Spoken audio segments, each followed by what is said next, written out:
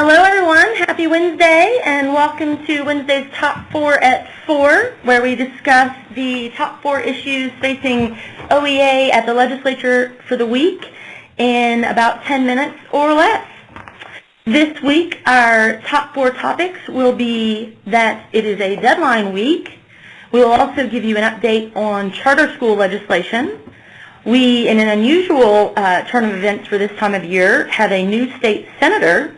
And we will also discuss how your OEA lobbyists are so popular at the Capitol that people are actually pretending to be us.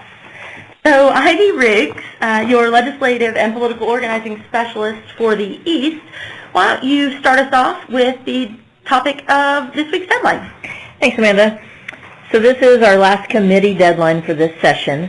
Tomorrow and Friday are the deadlines to have bills heard in committee. So tomorrow the 9th is the last day that House bills can be heard in Senate committees, and then Friday the 10th is the last day that Senate bills can be heard in House committees. Coming up is another deadline, the last day to hear bills on the floor that do get out of these committees. So House bills in the Senate, Senate bills in the House is April the 23rd. And then sine die has become one of my favorite terms. May 29th is the last day of session. So it's kind of how you say you know the timeline. Which happens to be just 7 weeks and 2 days from now, but who is counting? Topic number 2 on charter schools. We had some good news this week. Senate Bill 68 failed to receive enough votes to pass out of committee, and so we are done with it for the year. That was the bill that would allow the Oklahoma City or Tulsa City Councils to authorize charters themselves rather than a charter company going through the local school district there. We opposed this bill. We're not in favor of expanding charters in Oklahoma at this time. And furthermore, a school district should definitely be involved in that decision when a charter is going to be authorized. So good news to see Senate Bill 68 go by the wayside this session. But there are 4 remaining charter bills that we are still working on and that we still need your help with. The 2 smaller ones, I guess, would be House Bill 1034, which would allow Native American tribes to authorize charter schools within their boundaries, and then House Bill 1691, which, as we understand it, was a request by Tulsa Public Schools that would allow Tulsa or Oklahoma City to contract with a charter company or a private management company for the bill says education or administrative services. We've talked about both of these before. They're far too broad in scope, and you know, as always, we've mentioned that we do not need to be authorizing additional charters when we can't currently pay for the school sites that we have right now. So we hope that you will help us in opposing those, but furthermore, 2 of probably the worst bills remaining at the state capitol this session, Senate Bill 782 and House Bill 1696 are the statewide expansion of charter schools. Now, these are the ones that we've talked about that would allow a school district anywhere in the state to authorize a charter to open up in your community. And if the charter is turned down by the local district, then they can ultimately appeal to the State Board of Education, and the State Board's allowed to override the local district decision for at least 5 charters a year. So those bills are both ready and waiting for a hearing on the House and Senate floors, 1 of each.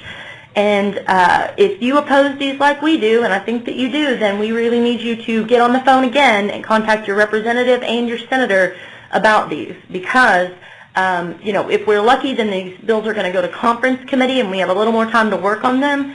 But if we're not, then either one of these bills is 1 vote away from being sent to the governor. So definitely time. That's Senate Bill 782 and House Bill 1696.